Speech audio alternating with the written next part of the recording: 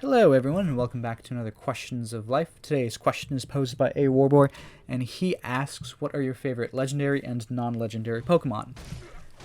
In light of the fact that Nintendo has announced its release dates for Pokemon Sword and Shield, which is November 15th, 2019. So I'm going to have to start saving up some money so I can buy a Switch and get Pokemon Sword so I can catch that awesome legendary doggo with the sword, call him Great Grey Wolf Sylph, and go around kicking dudes' butts with this sword-wielding doggo. It's going to be great. It's going to be fantastic. Everyone's going to love it. Anyways, today's question will be overlaid with some Sekiro gameplay. I am quite proud with how this turned out, too, because I beat the mini-boss and Genny all in one go. It was amazing. I only used a total of like 7 gourds, 2 on the mini-boss and 5 on Genny, so yeah. Anyways, my favorite Pokemon above all of them, even the legendaries and everything else, is Espeon. I think it is cute, it's adorable, and it also hits like a fucking truck. So let me spin you the tale here of why Espeon is my favorite Pokemon. Let me tell you the yarn. Back when Gold and Silver came out, I played the heck out of them. Those two games are maybe my second most played Pokemon games, next to Leaf Green. Because at the time, kid, didn't have much to play, so I just go through the games over and over again. Anyways, I went through Johto, beat the Elite Four, went through Kanto, and the last step in your journey is to go up to Mount Silver and beat the trainer awaiting you at the top. So I go through Mount Silver, I climb the mountain, I scale its steep, precipitous slopes, and I make it to the top, and there, waiting for me, is a man in a jacket. Well, I guess at this point here, Red would probably be more of like a teenager. A teenager in a jacket who's older than me, with a hat and a Pikachu resting out on his, side here.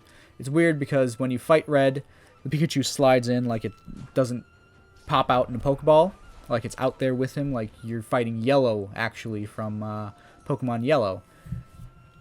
Anyways, I go up to him, he turns around, ... silence, and then suddenly battle, and then Pikachu at level 87 against my Typhlosion at level 70. I'm like, oh my god, I'm gonna die, because at that time I thought levels were important, and that was the only way to win a battle. Boy, was I wrong. Was I super wrong. After taking out that entire ring of enemies, not enemies, that tournament in Mount Prior Town in Pokemon Coliseum, they're all level 50s, and I sent in my level 25s, and I still managed to kick butt. I was like, wow, how did that work out? Anyways, off track here, but I battle Red. He kicks my butt a few times, but he did send out this Pokemon that I thought was amazing. I've never seen it. I'd never seen it before. He sent out this Espeon. I'm like, oh my god, what is that thing? I want it. If such a great and powerful trainer like a Red is using one, it must be super powerful.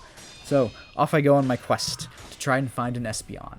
So I look in my Pokedex, and I see that you can't find it in the wild. So I'm like, shit. And I go out and try to see what Pokemon evolves from it.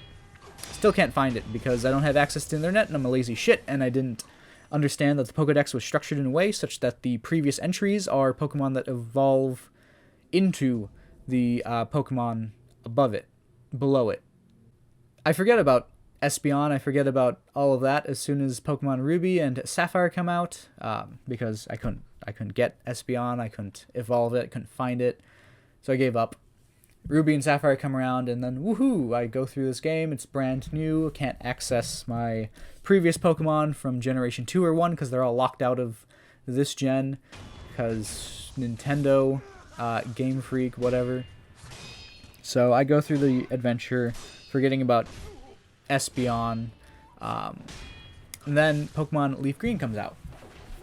And wow, I get to go back to the Kanto region, I get to go back to the first gen, I get to do all sorts of great things with that game. So I did. And at this point, I do have access to a computer, so I can finally start looking around, and I come across good old Espeon. I'm like, ooh, what does it evolve from? Eevee? What? I didn't know that. I was a dumb child. So off I go on this adventure to try and evolve Eevee, but then through the course of the internet, The internet tells me, oh, you can't get Eevee in Fire Red and Leaf Green, not even after you get the National Pokedex, because Fire Red and Leaf Green doesn't have like a time mechanic. It doesn't have something to distinguish between day and night. So I go through and dig more information about this. They tell me, oh, hey, you can just trade it over to Ruby or Sapphire. So I do that. I have a Ruby version. I trade it over using this. I think I had another DS SP at the time, a Game Boy Advance SP. So yeah, I traded over and try to evolve it. But at the time, my Ruby's internal battery had dried out, so it was stuck at the time, whatever time was last used in the game. So I go through the whole thing, friendship it up in Ruby. Lo and behold, it evolves. I'm like, woohoo! And then I see the ears are a little rounder, and I see the thing looks a little bit different. The tail isn't split like Espeon's is. I'm like, oh, that's not right. And then, woo, Umbreon. I'm like, shit, this isn't what I want. I want this black fur ball. I want a purple kitty cat. God damn it. So I gave up. I gave up again. I couldn't get Espeon because my clocks were dry. I didn't know how to fix it. I didn't know of any other fixes either. So I gave up. Then Emerald comes in. And I think XD, Gale of Darkness, comes in after that. By the time I got Emerald, I just went through Emerald and I didn't think twice about Eevee or Espeon again. I was just thinking, oh, it would have been so great if I could get one of those. But no. Completely forgot. Gale of Darkness comes in, though, and main character has an Eevee. And one of the first things that you gotta do after you go to, like, Gattenport, yeah, it's Gattenport. You go to Gattenport after doing some, like, weird side mission, find your sister, and go fuck some bitches up. You know, like a kick-ass, like Michael is. You go to Gattenport and talk to, like, one of the first couple of NPCs in the Pokemon Mart, and he gives you the option. Do you want to evolve your Eevee into one of these 5 different forms? And I hit that Sun Shard faster than the freaking Flash, man. I was like, boom! That's what I want. Give me that Espeon. And I fucking did it. I finally had an Espeon after 17 long years of waiting. It wasn't that long. It was over-exaggerating. But finally, I had one, and it was beautiful, and I love it. Ah, it was great. So yeah, that was my story. That is why Espeon is my favorite Pokemon, because I had to wait for so long for it, and I thought it was cool, thought it was cute, and all of that other fun stuff. So next up then is my favorite legendary Pokemon. I'll be honest here, legendary Pokemon don't really interest me much. I don't really care much for them. They're big, they're strong, their designs at least, you know, kind of point out to this fact, but none of them really stick out to me because a lot of the times legendaries are, oh, hey, just go to this place and go and catch the legendary. Woo. Great. Espeon was like a journey for me, okay? I had to go through hell and high water to get it. So that's why it is my favorite, but can't say much for the legendaries except for one. So when Pokemon Ruby came out, I played the shit out of it. Got all of my Pokemon up to level 100. I had a Flygon, Gardevoir, Aggron, Salamence, Blaziken. That's 5. What's the last one? I don't even remember what the last one is, but I went through it and trained all of these Pokemon up to level 100. Then I start, exploring the world. Well, actually, I was doing that while I was playing the game. And I come across in Pacifilog, the route next to Pacifilog Town and Pseudolopolis, that long route that you take to get to Pacifilog where the Sky Tower is. I come across that little Aclo that leads you up into the Sky Tower.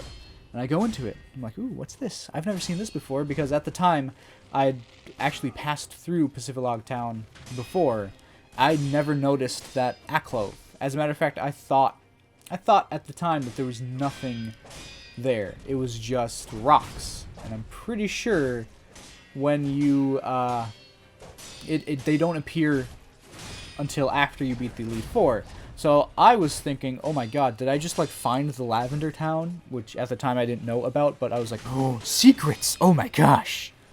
So I go in and I climb this tower, and oh, it was hard as hell for me to get through this tower. It was a puzzle of all sorts. I needed the mock bike. I didn't understand that I needed the mock bike until, like, way later. Because I come across, like, the first crumbling floor. I'm like, how do I get across this? Because I'm, you know, dumb kid. I didn't know, okay? So how do I get across this? And I, you know, cannot comprehend how to do this. So I leave the tower. I'm like, well, that was a dead end there. And I go, you know, explore the rest of the world. And, you know, I change up my bike. Instead of the Acro, I use the mock bike. And go through some other places. And I come across some crumbling floor that I can use the mock bike to just whip across. I'm like, oh, wait a second. I have an idea. Then I go back up to the Sky Tower and I, you know, use my mock bike to whip across it. And whoosh, I do it. I'm like, yes, I did it. But then there was more. There was more tower to scale. I'm like, okay, let's do this. And I fail in the first puzzle because manual dexterity is a bitch. Anyways, I fail and I keep failing and getting through these puzzles. Kept getting up after getting knocked back down. But finally I make it to the top. And then there at the top, you see this green curled up worm.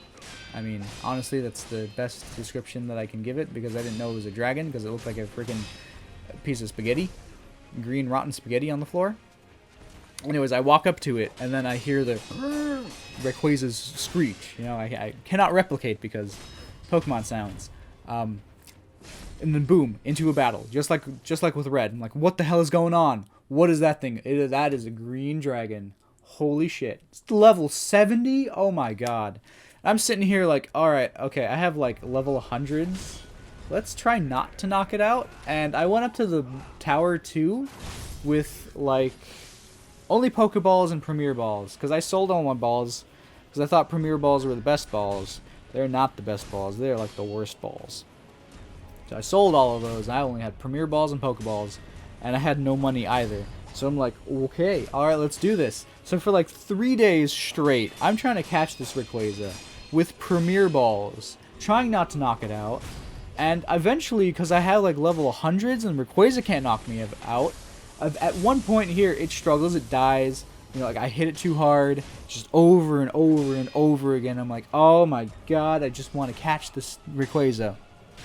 So, after like the upteenth time, I leave and I go back down to like Pacificlog and whatever, and you know, I just go and I pick up other things. I go do other things here to get some money. I go buy some Ultra Balls because I'm like, all right, fine, whatever. Maybe we can't catch this in a Premier Ball. Fuck it. Let's use Ultra Balls. Let's use all sorts of balls: Timer Balls, Ultra Balls, Repeat Balls, all of the 9 yards. And go back up to the tower, get all the way back up there, and I go at it again, and finally, I'm able to catch Rayquaza. And I think that was the 6th member of my team, because I trained it up to level 100. And oh god, that was a trial. That was terrible. For me as a young child, I had to go through so much shit to get that Rayquaza. But that is my favorite legendary Pokemon, and I love the fact that in Emerald it got its own special cutscene, and you had to climb up the tower again, and also that the game didn't scale the Rayquaza down to level 45 or something, so that you could battle it legit. Instead, it kept it at level 70. I don't know why they did this. The Game Freak, Nintendo. Why do you make these choices? Anyways, that's it for me. Those are my 2 favorite Pokemon, Espeon and Rayquaza. Now, guys, remember, drive fast, take chances.